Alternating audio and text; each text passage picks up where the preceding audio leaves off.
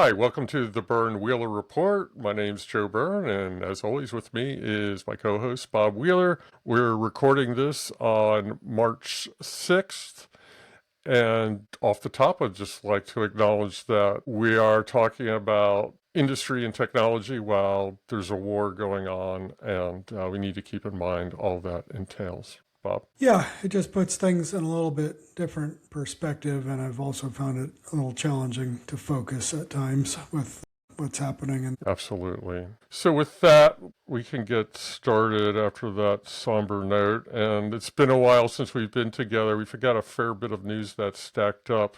So first, there have been a number of deals between AI companies, hyperscalers, and chip companies. On the other side, there has been funding of various semiconductor companies related to this industry.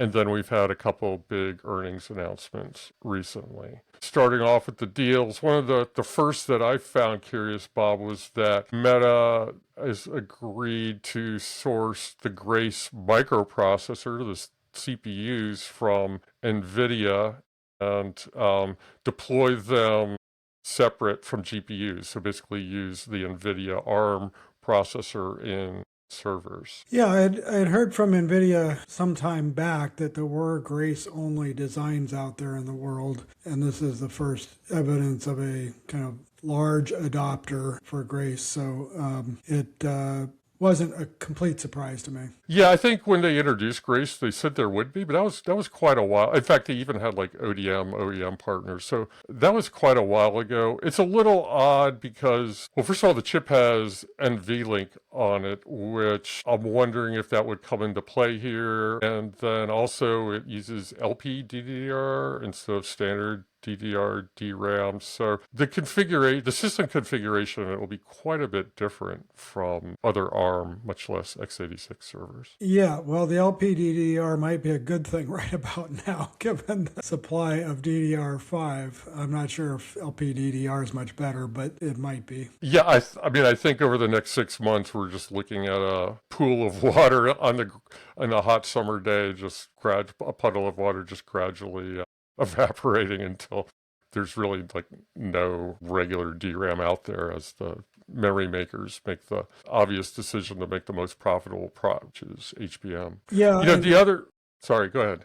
sorry, there's just one point that I haven't seen many people mention, and I think it's worth understanding that HBM takes 3 times the wafer area of equivalent DDR capacity. So, I mean, it's not just that HBM. It's not just a 1-for-1, yeah. It's not a 1-for-1, it's a 3-for-1. Right. Yeah, and that's assuming the yields are equivalent, but they have to thin those dies down and stack them up, so the yield But that may loss. be after. Not that it's atrocious, but it might be a little bit higher. That certainly doesn't help. Yeah, that might be yielded capacity. I'm not sure.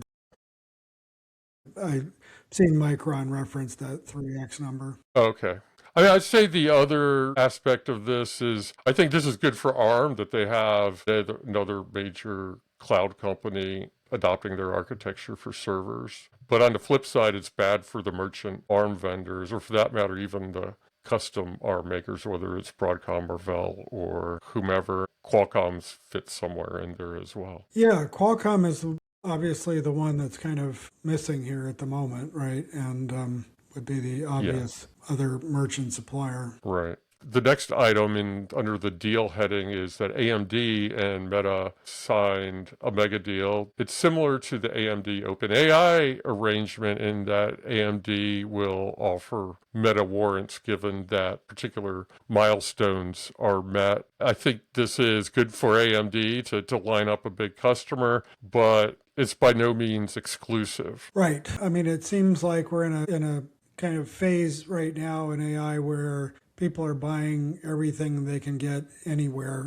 So we just see seemingly every cloud provider has got 2 or 3 different options they're bringing in and deploying. And what exactly the mix ends up looking like is not totally clear at this point. Right. So in Meta's case, the 2 obvious options are incumbent Nvidia and AMD, but also they have the MTIA project, which I guess on the Broadcom earnings call, Hawk 10 did his best Monty Python and the Holy Grail joke. It's not dead yet. Yeah, he made the point of calling it out being alive and well, and they'll scale to multiple gigawatts in 2027. So, I mean, there's some indication of volume there. I think the fact that the gestation has been so long does speak to how hard these chips are. At a PowerPoint level, it looks pretty simple. It's like there's a ton of replicated logic and, just a few blocks that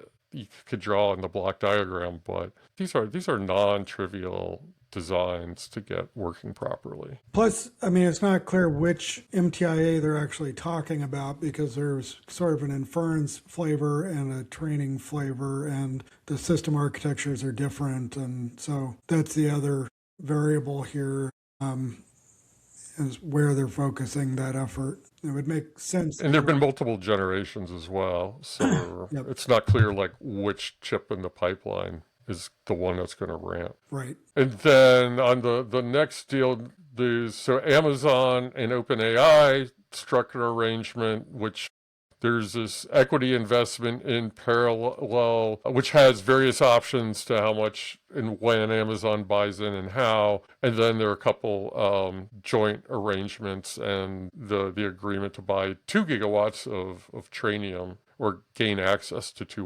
gigawatts of Amazon Trainium processors. Yeah. So, I mean, it's, Amazon seems to be lining up some pretty big customers here for Trainium. We've talked about Trainium 3 and a little bit about Trainium 4 in past episodes, so it's definitely seems they're building momentum. I'm estimating Amazon will deploy about 2.2 million Trainiums this year. So it's meaningful numbers, and it should only grow from there. Right. Although this deal with OpenAI, they talk about 2 gigawatts, which you just kind of rough thinking about if it's a kilowatt per chip, that's 2 million Trainiums. But that's smaller than what OpenAI struck with Nvidia and AMD, which is, I think, 6 in both cases. Right. If I'm remembering right. And then the Nvidia OpenAI deal, it seems like just a few months ago that they were talking about Nvidia investing, quote, up to 100 billion in OpenAI, but it sounds like it's more like 30 billion. But that's Jensen just recently, I think it was 2 days ago, said that he thought OpenAI would go public before they needed further infusion. Any thoughts on your side about this? Meaning after the 30 billion, right? Yes. So Yeah.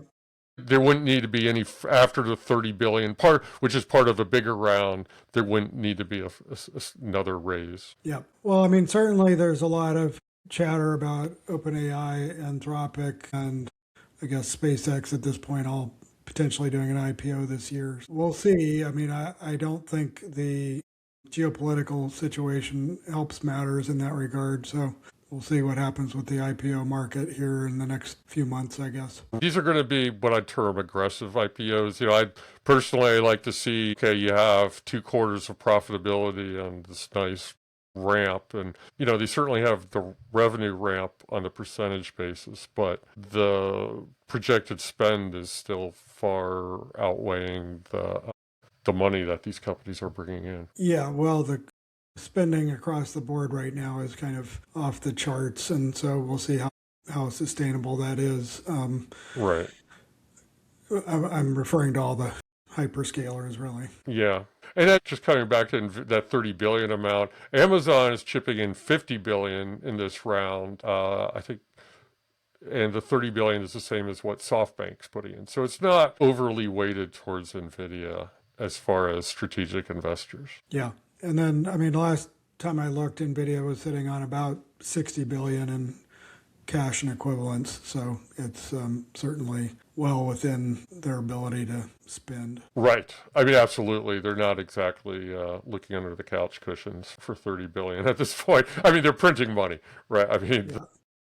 I think they had, off the top of my head, I think they did 30 billion in free cash flow last quarter. So, it's a lot of money. Speaking of Nvidia, it kind of falls between my agenda items. They've alluded to some kind of system that integrates the Groq chip that they gained access to. So I think that will be GTC before we have anything meaty to discuss there. Yeah, I think the interesting point that you picked up on as well was that Jensen referred to it as an accelerator. It was sort of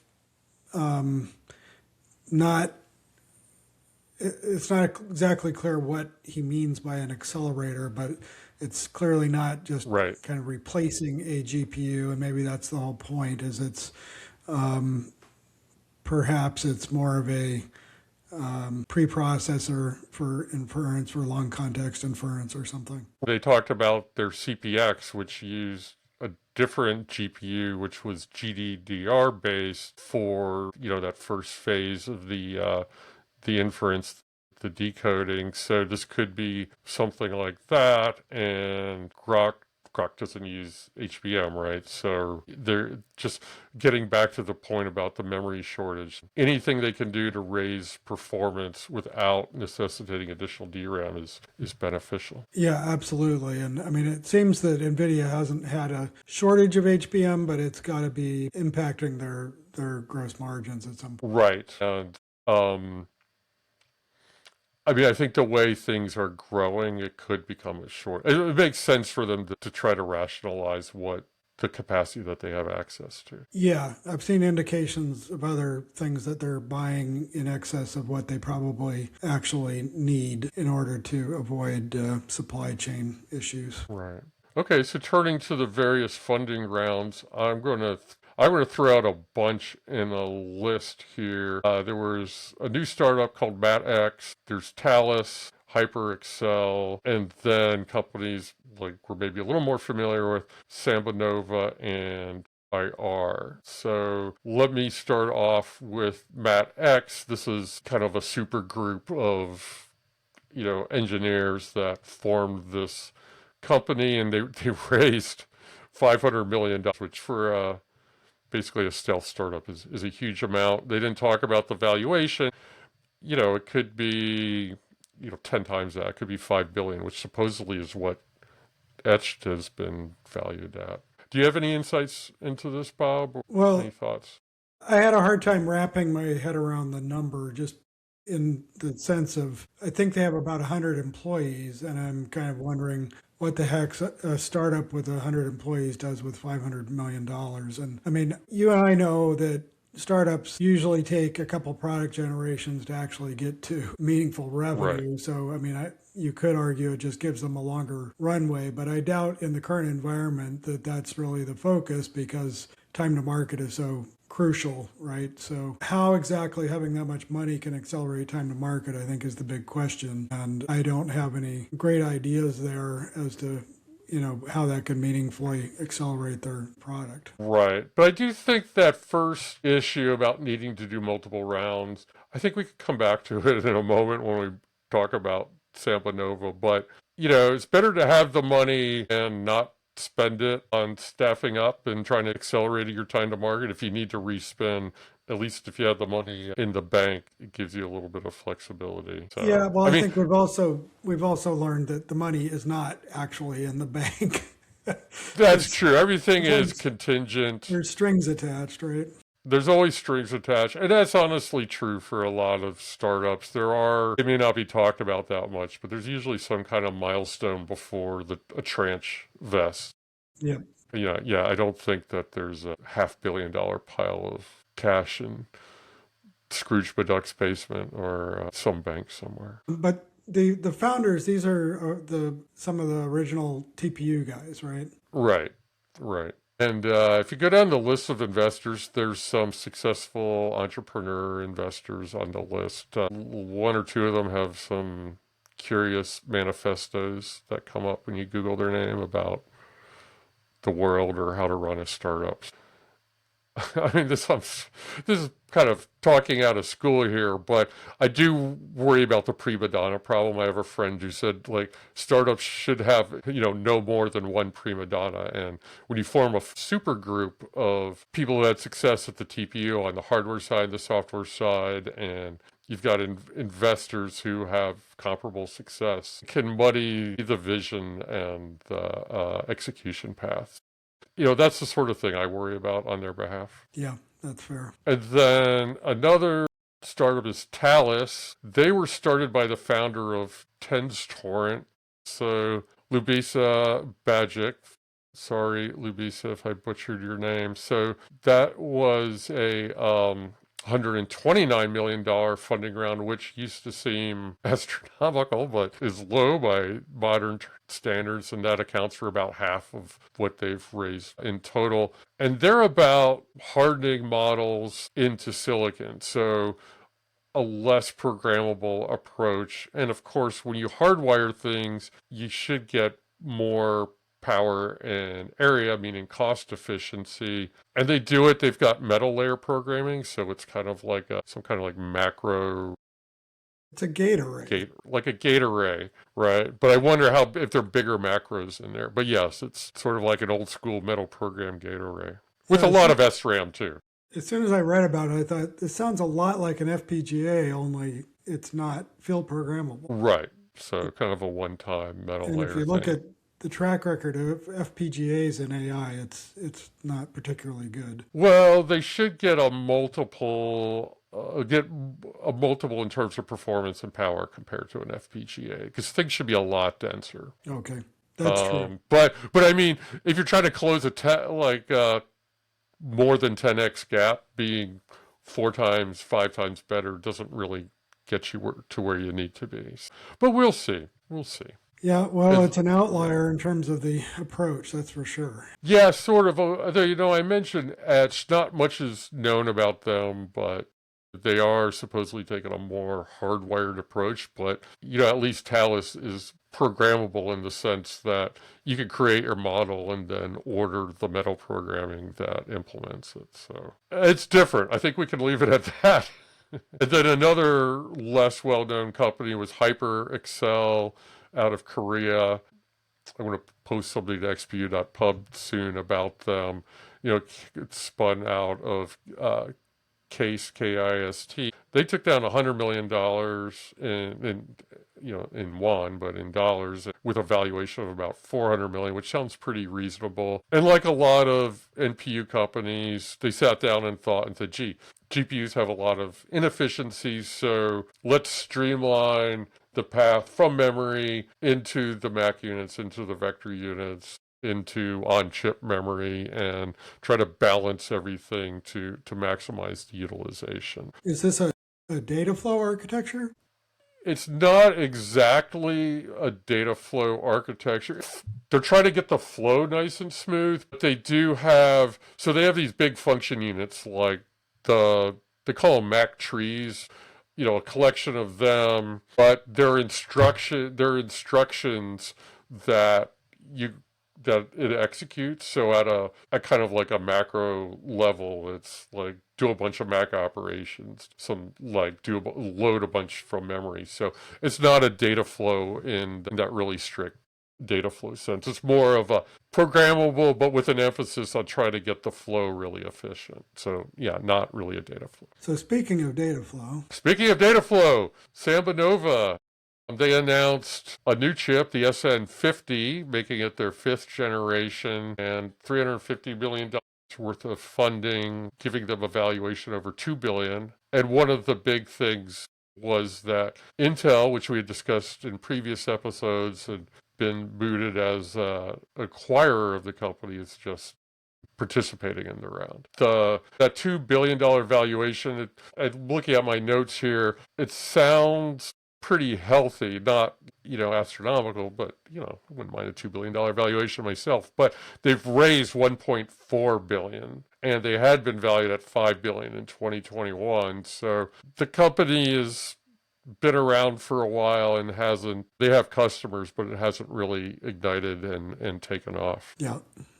Do you see a particular kind of market strategy where they fit in the current environment? I think the real strategy is to be better, meaning more cost efficient, more power efficient, and at inference than the alternatives, which are principally GPUs. The new chip is the SN50 is similar to the SN40 in terms of die areas. They're both made in a 40 nanometer process, but they've raised. Plant is Wait, what coming did to I say? Did life I say behind you. 40 nanometer process? Your plant is coming to life behind you. Juniper. So, yeah, I was trying to ignore. So, my plant is on cardboard boxes, and if you have a cat and you know about cardboard, it's like, hey, this stuff's really great. Let me destroy this. Well, my favorite person is right there. So, anyway, what was I saying? We got to keep some of this in the video. SM50. Okay, SN50. It's in a 5 nanometer process like the SN40, roughly the same silicon area, but they're talking about 5 times the peak throughput and a multiple of the communications throughput. And they get the 5x by like a native 2.5x peak, and then going from only supporting it like BF16 to also supporting FP8, which gives you at twice the rate. So I think where they want to go is they are, like everybody in 2026, are positioning it for agentic AI. And so there are a couple things there. One is get the token rate up without sacrificing the throughput. So with GPUs, you can pack a lot of work into the queues and get great throughput by servicing multiple customers on a model at once, but then your token rate goes down, or you can really focus on token rate. So they're trying to get token rate not at like at maximal levels like Cerebrus, but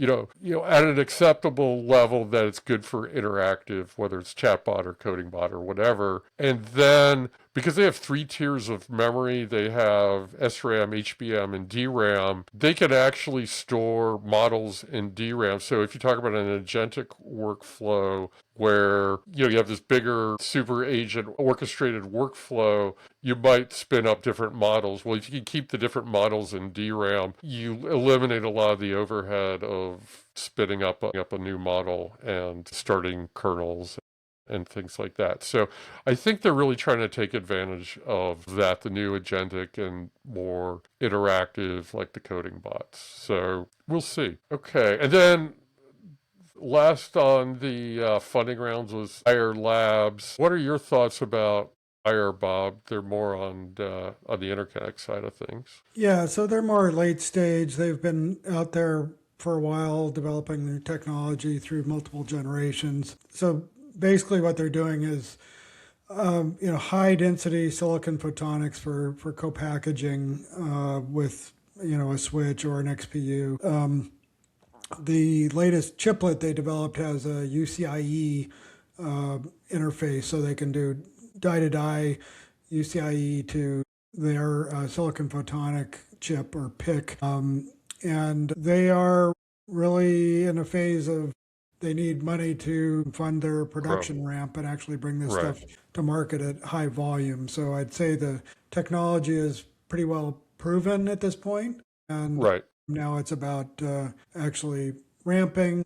And And this is why they need a big capital infusion. And like going back to MatX, you're like, well, gee, how does $500 million really help you? Well, once you've got your product proven, right, you need this money to get production ramped. It's a lot easier to see why they need this and when the return will come. yeah, and so I mean the only missing piece now is a large customer, which so far they don't have a disclosed kind of hyperscale customer, although Nvidia has been an investor all along. So we talked about Celestial AI before. It was pretty clear that Amazon was the lead customer there. Ayar Labs has had funding from Nvidia, but I think Nvidia is probably pursuing multiple avenues in terms of their co-packaged optics strategy right now, and Ayar Labs seems to be one of those. Right. So the one significant difference with Ayar Labs is they're actually doing everything just in a photonic die. They don't do 3D stacking of an electrical IC on top of a PIC.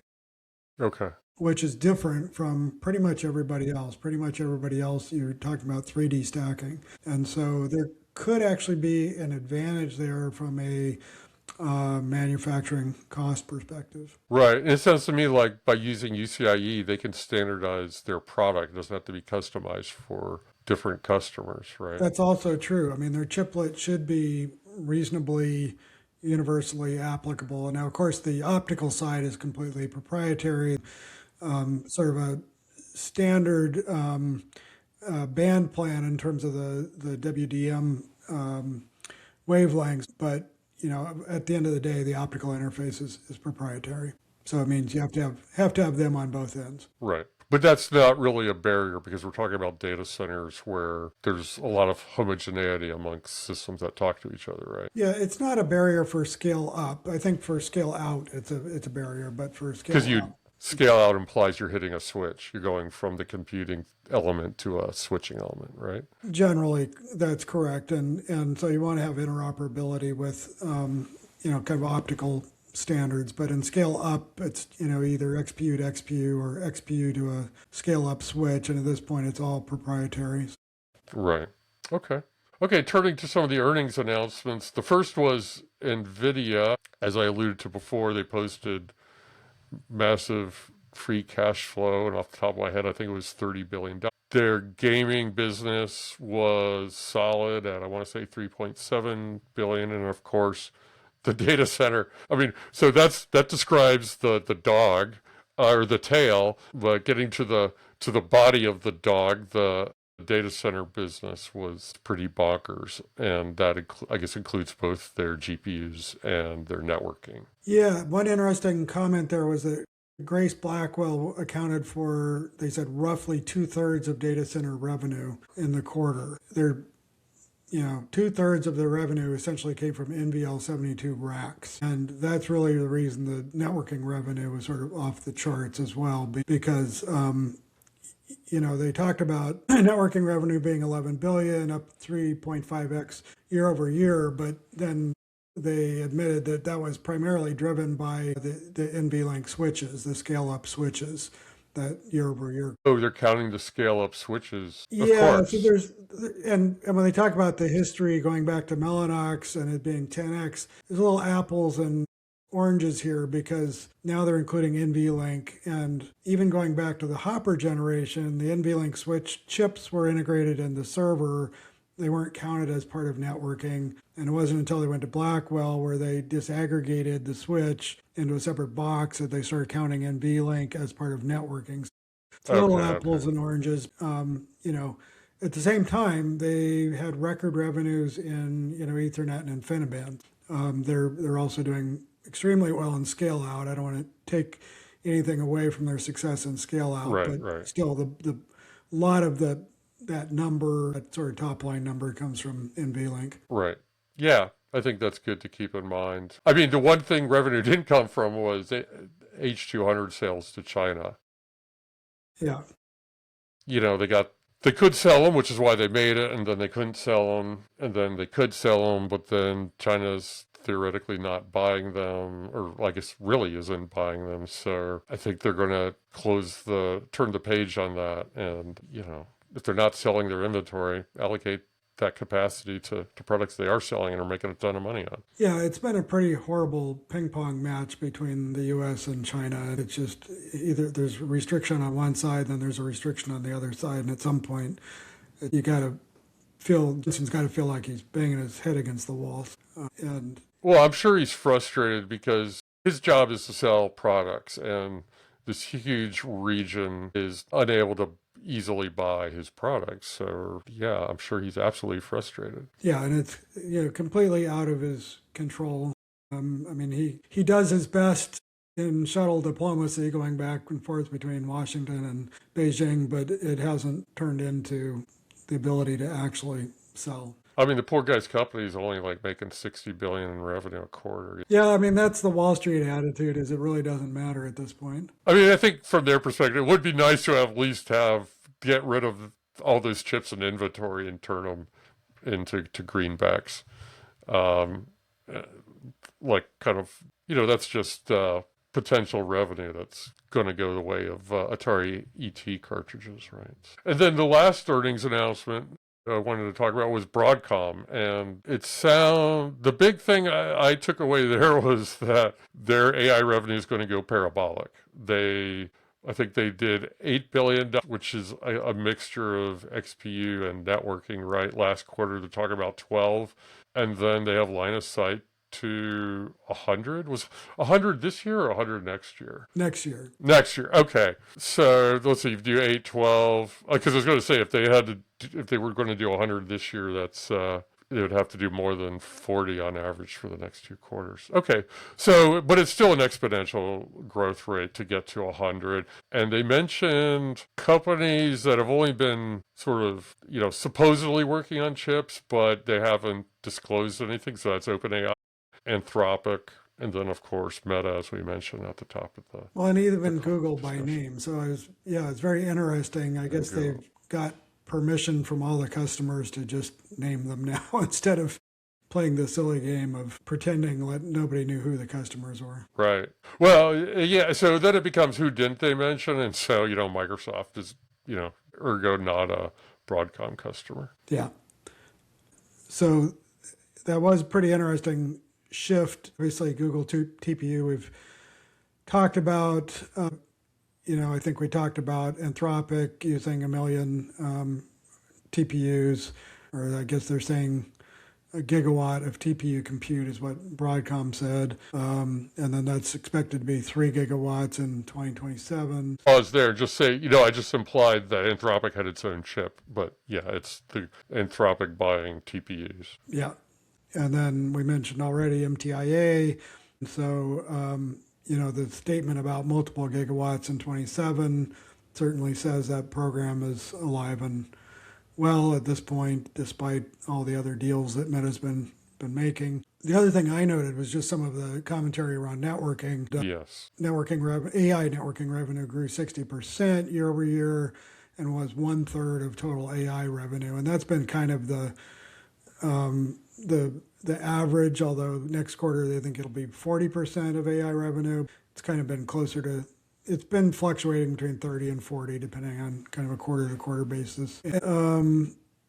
So, they continue to lead with Tomahawk 6 in terms of the switching side. And the other interesting change in tone here was that Hawk kind of opened up about the roadmap, referring to Tomahawk 7 coming in 2027, going to 200 terabits. Not something that, he would have done in the past. So maybe there's a little bit of pressure from Nvidia there. And he even went so far as to talk about 400 gig SerDes coming in 2028. Wow. And the ability to stay on direct attach copper at 400 gig. So that was an interesting comment because there's been all this kind of chatter in the market about CPO eating copper and,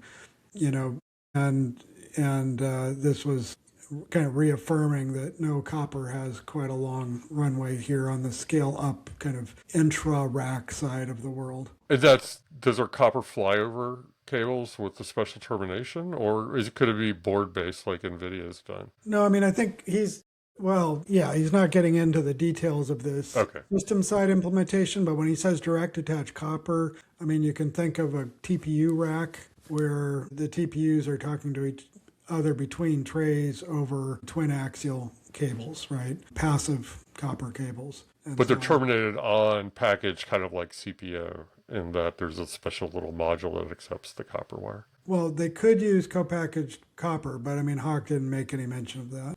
Okay. So, but yes, that greatly improves the electrical channel getting out of the chip. Right. Yeah. So, the bottom line is it seems like there's a big pipeline for customers to buy XPUs, buy networking. There's no end in sight to the current boom. Yeah, not for NVIDIA and not for Broadcom, certainly. And then we've got others we'll talk about another time.